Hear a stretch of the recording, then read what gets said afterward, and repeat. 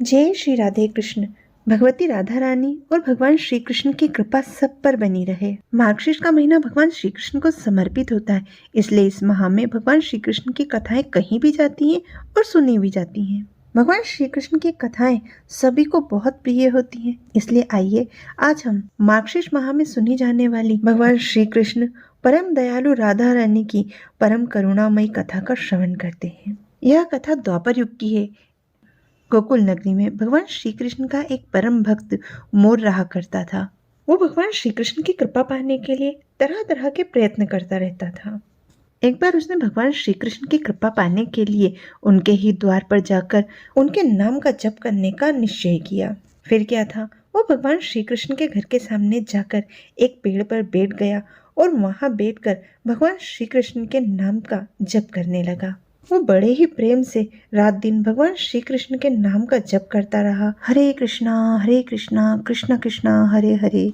रात दिन भगवान कृष्ण के नामों का रटन लगाने से उसका गला भी सूख जाता, वो प्यास के कारण व्याकुल हो जाता। परंतु भगवान कृष्ण का दीवाना मोर भगवान कृष्ण की कृपा पाने के लिए उनके नाम जप को नहीं छोड़ता। ऐसी कठिन तपस्या करते करते पूरा 1 साल बीत गया, लेकिन उसे अब तक भगवान श्री कृष्ण की कृपा प्राप्त ही नहीं हुई। एक दिन अपनी इस हालत से दुखी होकर वह मोर फूट फूट कर रोने लगा। जब वह मोर रो रहा था, उसी समय एक मैना वहां से उड़ती हुई जा रही थी। उसने नीचे मोर को रोते हुए देखा तो उसे बड़ा आश्चर्य भी हुआ और दुख भी हुआ।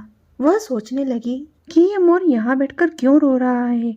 हो सकता है शायद इसे कोई तकलीफ हो, क्योंकि कन्हैया के द्वार पर कोई बैठकर रोए ऐसा तो संभव नहीं हो सकता। कन्हैया के द्वार पर आकर सबकी तकलीफें खत्म हो जाती हैं। ऐसा सोचकर वह मैना उस मोर के पास आई और उस मोर से कहने लगी, क्यों भाई, तुम क्यों रो रहे हो? तुम्हें क्या तकलीफ है? तुम तो कन्हैया के द्वार पर बैठे हो और कन्हैया तो अपने भक्तों को कभी दुखी नहीं होने देते। तब मोर बड़े दुखी मन से बोला, क्या बताऊं बहन, मैं इस कन्हैया को प्रसन्न करने के लिए इसके द्वार पर बैठकर 1 वर्ष से इनके नाम की माला जप रहा हूँ। इन्होंने प्रसन्न होना तो दूर, मुझ प्यासे को आज तक पानी तक नहीं पिलाया कि मैं इसके नाम का रटन लगाता रहता हूँ। मुझे प्यास लगी होगी, मेरा गला सूख रहा होगा, इसने आज तक ये तक नहीं सोचा। सब कहते हैं कान्हा बड़ा दयालु है, परंतु ये तो बड़ा निर्मोही है। ऐसी बात सुनकर मैना बोली, भाई बात तो बड़े दुख की है, परंतु सुनो, मैं एक बात कहती हूँ। मैं राधा रानी के बरसाने से आई हूँ, तुम भी मेरे साथ चलो। राधा रानी बहुत दयालु हैं, बहुत कृपालु हैं, वो तुम पर कृपा जरूर करेंगी। मोर ने मैना की बात मान ली और वो उसके साथ चल दिया, परंतु रास्ते में उसे संशय हुआ और उसने कहा, मैं तुम्हारे साथ चल तो रहा हूँ, परंतु ऐसा न हो कि कन्हैया की तरह राधा रानी भी मेरी बातों को अनसुना कर दे। तब मैना बोली, अरे भाई, जो बात तुम्हें कान्हा जी से कहनी है वो बात तुम्हें राधा रानी से जरूर कहनी चाहिए। राधा रानी बहुत दयालु हैं, वो तुम्हारी बात कन्हैया तक जरूर पहुंचा देंगी और फिर कन्हैया तुम्हारी सारी इच्छाएं पूर्ण कर देंगे। अब दोनों उड़ते उड़ते बरसाना पहुंच गए। मोर ने बरसाना पहुंचकर राधा रानी के द्वार पर भी भगवान श्री कृष्ण का नाम लेना शुरू कर दिया। मोर बड़े मीठे स्वर में भगवान श्री कृष्ण के नामों का जाप करता रहा। जब मोर भगवान श्री कृष्ण के नाम का जाप कर रहा था, तब राधा रानी अंदर बैठी हुई थी। उन्होंने सुना कि कोई मेरे द्वार पर कृष्ण का नाम ले रहा है, तो वो दौड़ी दौड़ी नंगे पैर ही बाहर आ गई और देखने लगी कि कौन कान्हा का नाम इतने प्यार से ले रहा है।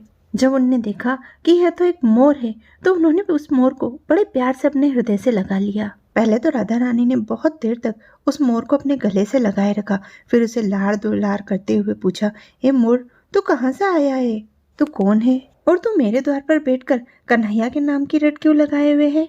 तब मोर थोड़ा उदास होकर कहने लगा, राधा रानी, मैंने आज तक तो सुना था आप बड़ी करुणामयी हो, आप बड़ी ममतामयी हो, आज मैंने देख भी लिया, आपकी जय हो। मोर की बातें सुनकर राधा रानी मुस्कुराते हुए कहने लगी, तुम ऐसा कैसे कह सकते हो?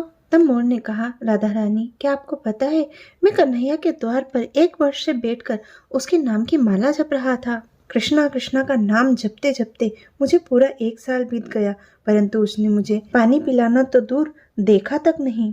एक बार द्वार पर आकर ये तक नहीं देखा कि कोई उसके नाम की माला जपता रहता है। वो तो बड़ा निष्ठुर निर्मोही है। राधा रानी ने ऐसा सुनते ही कहा, अरे नहीं नहीं, मेरे कान्हा ऐसे निर्मोही नहीं है। तुम एक बार फिर उनके द्वार पर जाओ और इस बार कान्हा कान्हा नहीं रटना, राधा राधा रटना।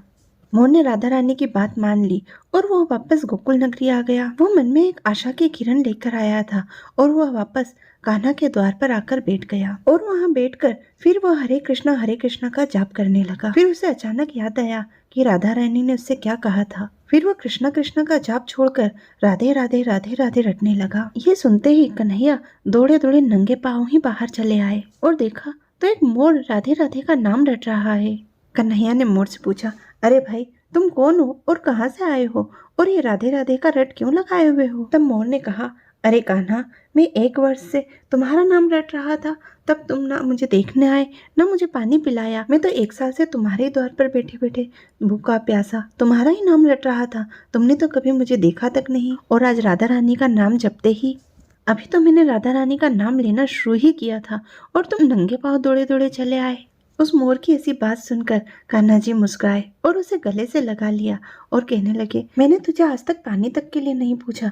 ये तो मैंने बड़ा भयंकर पाप किया है, लेकिन अब जो तूने राधा रानी का नाम लिया है ये तेरा बड़ा सौभाग्य है। इसलिए तो मैंने तेरी आज पुकार सुन ली। जा, मैं तुझे आज वरदान देता हूँ, जब तक ये संसार रहेगा तब तक तेरा पंख मेरे शीश पर विराजमान रहेगा। तेरे पंख को हमेशा मैं मुकुट की तरह अपने मस्तक पर धारण करे रहूंगा और जो भक्त राधा रानी के साथ मेरा नाम लेंगे मैं उनके समस्त दुखों को हर लूंगा और वह भी मुझे तुम्हारी तरह ही प्रिय होगा। ऐसा सुनते ही मानो मोर का तो जीवन सफल हो गया, उसकी सभी तपस्याएं पूर्ण हो गई।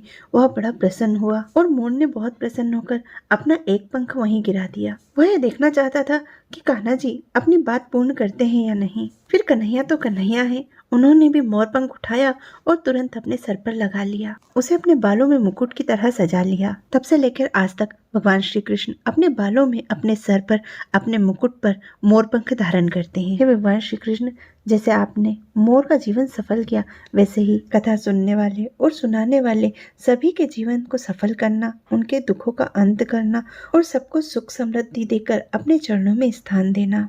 बोल दो श्री राधे कृष्ण की जय।